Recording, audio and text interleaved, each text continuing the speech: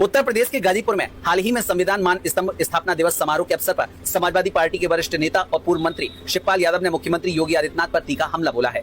शिवपाल यादव ने आरोप लगाया कि मुख्यमंत्री योगी आदित्यनाथ राज्य में अराजकता फैला रहे हैं और भाजपा सरकार संविधान में दिए गए आरक्षण को समाप्त करना चाहती है, जिसे सपा कभी भी स्वीकार नहीं करेगी। गाजीपुर में हुए इस कार्यक्रम में शिवपाल यादव ने कहा कि भाजपा सरकार जनहित के मुद्दों से ध्यान भटकाकर देश के सामाजिक सौहार्द को बिगाड़ने का काम कर रही है। उनका यह भी कहना था कि यह सरकार 2027 में बैठ जाएगी और तब जनता उनका हश्र कर देगी। माफियाओं के सवाल पर शिवपाल यादव ने कहा कि पिछले 10 सालों में यदि माफिया अभी भी बचे हैं तो यह सरकार उन्हें संरक्षण दे रही है। उन्होंने कमीशनखोरी, भ्रष्टाचार और कानून व्यवस्था की लचर हालत पर भी सरकार पर आरोप लगाए। शिवपाल यादव ने यह स्पष्ट किया कि प्रदेश में महिलाएं सुरक्षित नहीं हैं, रात में घर से बाहर निकलने में डरती हैं और अपराध बेकाबू हो गया है। साथ ही उन्होंने कहा कि समाजवादी पार्टी के समर्थकों के घरों पर बुलडोजर चलाए जा रहे हैं, जो कि कानून की खुलेआम अवहेलना है।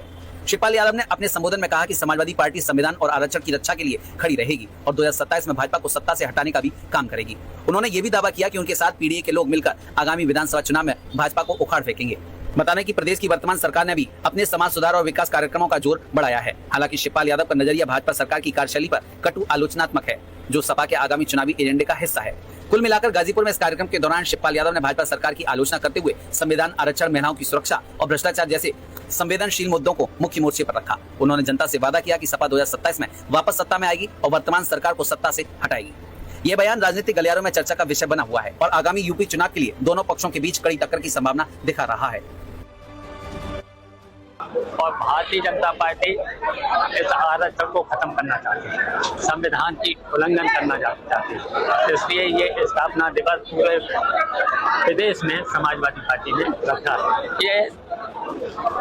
ये जो मुख्यमंत्री हैं, मुख्यमंत्री केवल अराजकता फैलाने का काम करते हैं और उत्तर प्रदेश की सरकार पूरी अराजकता फैलाने का काम करती है और देश का जो सौहार्द ठीक से रहे उस पर काम नहीं करते। पीडीए सब लोग इकट्ठा होकर के जैसे भारतीय जनता पार्टी की सरकार को हटाने का काम करेगा। और अभी देख लिया था 2024 में गठबंधन ने, हमारे गठबंधन ने बीजेपी कहती है हमारी सरकार ने 1 डिस्ट्रिक्ट 1 प्रोडक्ट दिया है, जबकि समाजवादी सरकार ने 1 डिस्ट्रिक्ट 1 माफिया दिया है। देखिए, तो माफियाओं को तो अब कोई बचा होगा माफिया तो क्यों 10 साल होने जा रहे हैं, 10 साल हो जा रहे हैं, तब भी माफिया चिल्ला रहे हैं।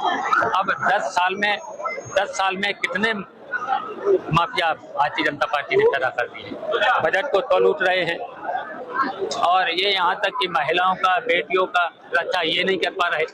ये तो एक बार इन्होंने नारा दिया था भारतीय जनता पार्टी के लोगों ने कि चाहे महिलाएं रात में 12 बजे निकलें, 2 बजे निकलें, 3 बजे निकलें, आज तो दिन में महिलाएं नहीं निकल पा रहे। बुलडोजर जानबूझ करके समाजवादी पार्टी के लोगों पर और यहाँ तक कि देखिए राजद संहिता क्यों लागू हुई, आपको पता होना चाहिए। राजद संहिता में घरौनी को रखा गया था। जो पुराने मकान जो ग्राम समाज की जमीन पर बने हैं, पुराने हैं, आज 20 साल से 12 साल से अगर घर बने हैं, पुराने लोगों के 50-50 साल के बने घर पर बुलडोजर चल रहा है, पैसे ले रहे हैं और उन पर अधिकारियों पर कार्रवाई क्यों नहीं हो रही।